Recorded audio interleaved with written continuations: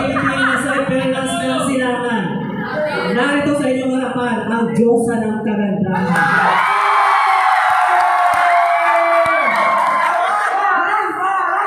Ang babaeng nagpatibok sa puso ni Mr. Derek Ramsey.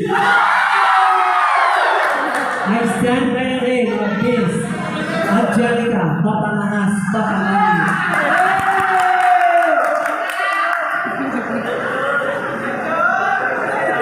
Ang tunay na kahulugan ng isang kagandahan ay hindi makikita sa palabas na anyo, kundi ito ay makikita at ang nilunga sa katutukan ng ating puso na tayo ay nakagawa ng maganda at tulong sa kapwa at higit sa lahat ang pagmamahal at respeto na ibinibigay natin sa ating kapwa.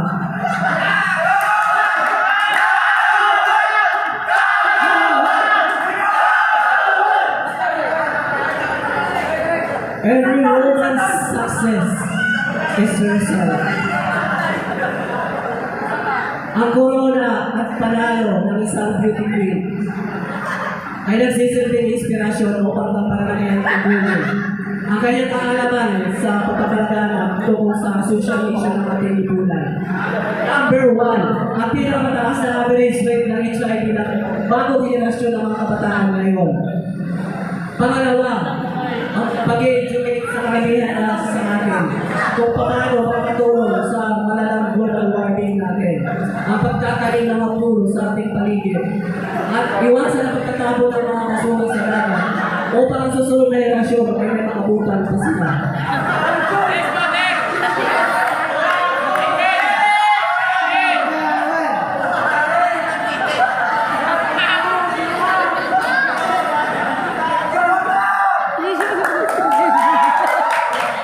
Gusto niyo ako sabihan? Ito ako, kapag may tiyan na may dinaga, ay luma pala yun.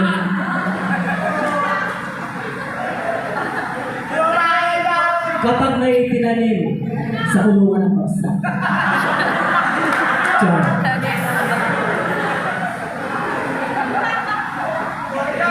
Meron pa isa. Nasa Diyos ng awa, nasa tawang gawa. Bago ba yun? Hello. Bago! Okay, ito pa. Aanhin pa ang damo kung patay na yung user.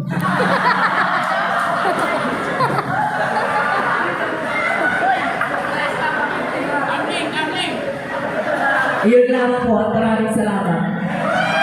Alright, thank you very much. Again, the last but not the least, our last candidate, as usual, Darwin Calico from Press Department.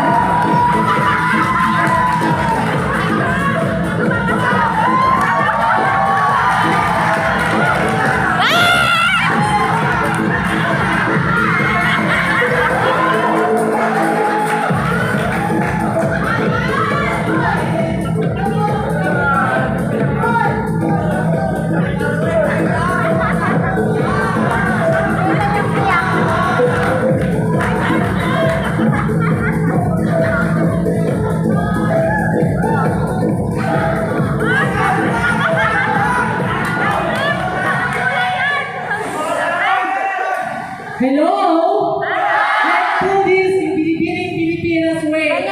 My name is Dave Benico Uy, 27 years old, from the business of Makati City.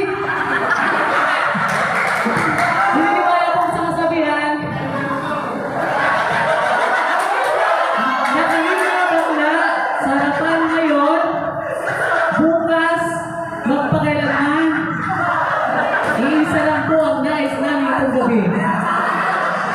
Dahil kahit ano pa ang sasabihin nyo at panlalait, ngayong gabi, kami ang inyong bida.